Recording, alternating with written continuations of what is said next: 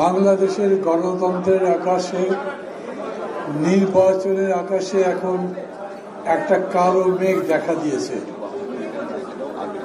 যারা জীবন দিয়ে, রক্ত দিয়ে সংগ্রাম করে এই দেশে ফ্যাসিবাদ উৎখাত করেছেন, তাদেরকে ডেকে নিয়ে বলা হয়েছে আওয়ামী লীগকে নির্বাচন করবার সুযোগ দিতে হবে।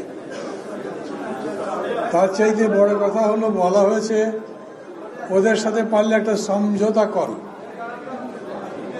সমঝোতা মানে কি? আসন ভাগাভাগি করবে, তার মানে আগের মতো ভোট হবে।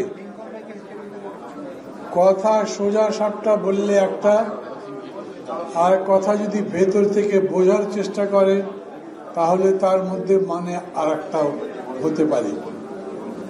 আমার খুবই অবাক লাগে, আওয়ামী লীগের সাহস হয়নি এখনো বাংলাদেশের রাজনীতিতে অনুপ্রবেশ করার।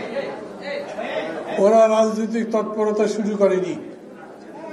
তারা মাঝে মাঝে চুরি টুরি করে বক্তৃতা করে, ভিডিও দেয়, কিন্তু সভা করবে, সমিতি করবে, মিছিল করবে সেই জায়গায় নাই। তারা নিজেরা রাজনীতি করছে না।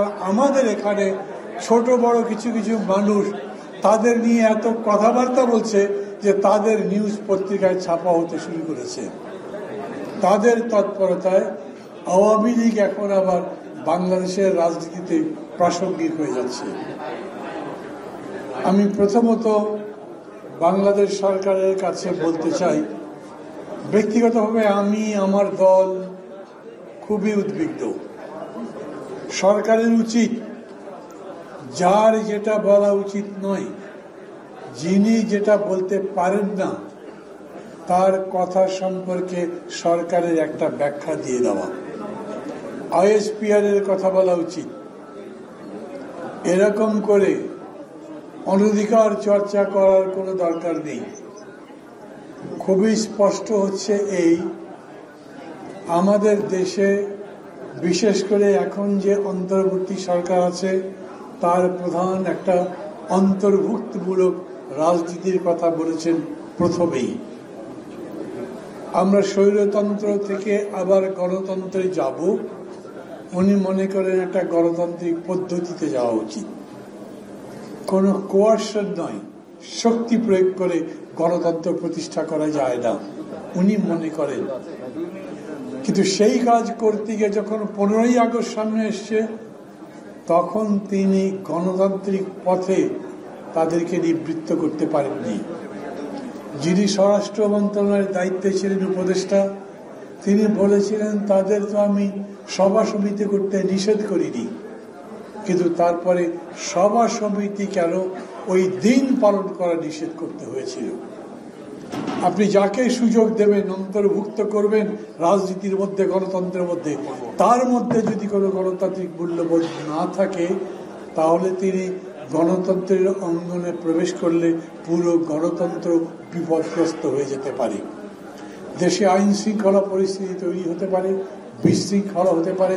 খুবই স্পষ্ট বলি, সরকার যখন মনে করছেন যে তাদেরকে রাজনীতিতে ব্যান করবেন না, তার মানে রাজনীতি করবার অনুমতি দেবেন, গ্যারান্টি আপনাদেরকেও দিতে হবে যে তারা এখানে অনুপ্রবিষ্ট হয়ে আমাদের গণতন্ত্রের বাগানটাই নষ্ট করে দেবেন না।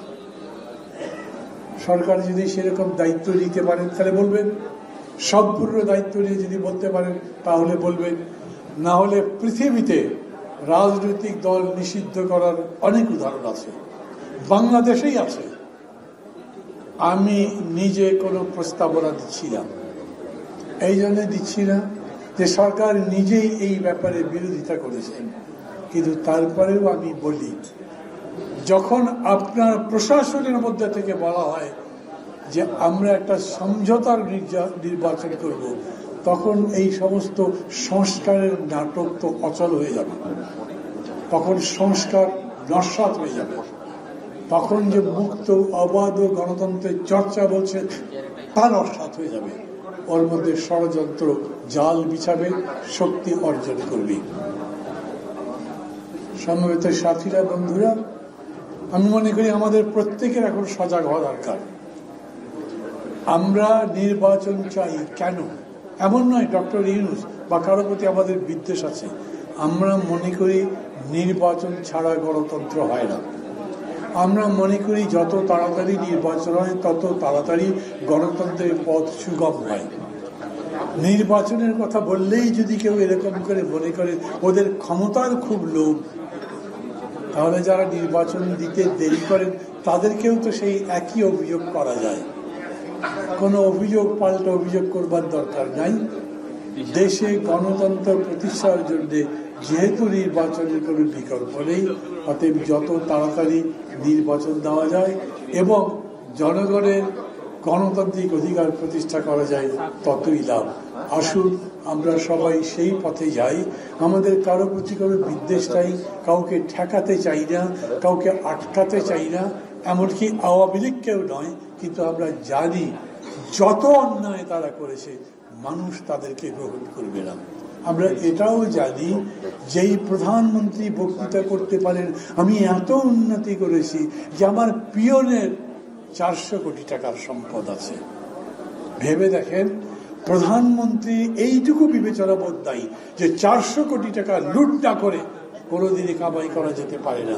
উনি তার পক্ষে কথা বলছেন। বলেন ও তো হেলিকপ্টারে চড়ে বাড়ি যায়, লজ্জা করে না? ওই কাহিনী বলবার পরে এখন এসে মানুষকে তো বলতে হবে যে ওই হেলিকপ্টার চড়া তার জন্য জায়েজ, ওই 400 কোটি টাকা বানানো তার জন্য ন্যায্য আছে, বলতে পারবে না তারা। আমি মনে করি 15 বছর যে দুঃশাসন, সেই দুঃশাসনের পক্ষে কোনো ন্যারেটিভ মানে রাজনৈতিক বক্তব্য জনগণের সামনে দেবার মতো শক্তি তাদের নাই। এই জন্য ওদের আমরা ভয় করি না।